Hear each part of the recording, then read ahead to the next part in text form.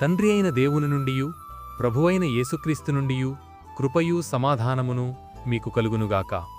ఈరోజు దేవుడు తన పరిశుద్ధ గ్రంథములో నుండి మనకు అనుగ్రహించిన నేటి దేవుని వాగ్దానము నిర్గమకాండము 33వ అధ్యాయము 14వ వచనం.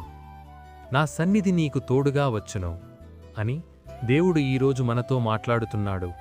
నా ప్రియ క్రైస్తవ సహోదరీ సహోదరులారా, ఇశ్రాయేలీయుల అవిధేయతను బట్టి దేవుడు విసుగుదల చెంది ఇక నేను వారితో రాను అని హెచ్చరించాడు. దానికి మోషే వారి పక్షమున క్షమాపణ అడిగి దేవుణ్ణి బ్రతిమిలాడినప్పుడు దేవుడు మరలా నా సన్నిధి నీకు తోడుగా వచ్చును అని మోషేతో వాగ్దానం చేస్తున్నాడు. దేవుని సన్నిధి మనకు తోడుగా ఉంటే విశ్రాంతి, ప్రభావము, సంతోషము, సంరక్షణ, అవసరతలు తీర్చబడతాయి.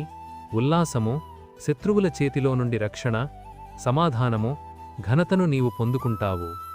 నా ప్రియ క్రైస్తవ సహోదరీ సహోదరులారా, మోషే అన్నిటికంటే ఎక్కువగా దేవుని సన్నిధిని ఆశించాడు. దేవుని సన్నిధి అనగా ఆయన తోడుకు చిహ్నం. నేడు ఈ మాటలు వింటున్న నీవు కూడా నీకు ఎన్ని పనులు, ప్రయాణాలు, ఎటువంటి పరిస్థితులు ఉన్నా సరే మోషేవలే అనుదినము నీవు ఆయన సన్నిధిని కోరుకోగలిగితే దేవుడు తన సన్నిధిని నీకు తోడుగా ఉంచుతాడు. ఆయన సన్నిధి నీకు తోడుగా ఉంటే నీ జీవితంలో గొప్ప కార్యాలు జరుగుతాయి. భూమి మీద ఉన్న సకల ప్రజలలో ప్రత్యేకింపబడిన వ్యక్తిగా నిన్ను అందరూ గుర్తించి ప్రభువు నామాన్ని మహిమపరుస్తారు. అట్టి కృప దేవుడు మనందరికీ అనుగ్రహించి ఇట్టి నేటి దేవుని వాగ్దానము మీ అందరి జీవితాల్లో నెరవేరబడునుగాక. ఆమెన్. ప్రార్థన. మహాపరిశుద్ధుడవైన మా దేవా, దయగల మా తండ్రి, నేడు మీరు మాకు అనుగ్రహించిన ఇట్టి వాగ్దానాన్ని బట్టి ముందుగా మీకు వేలాదిక స్తోత్రములు చెల్లిస్తున్నాను.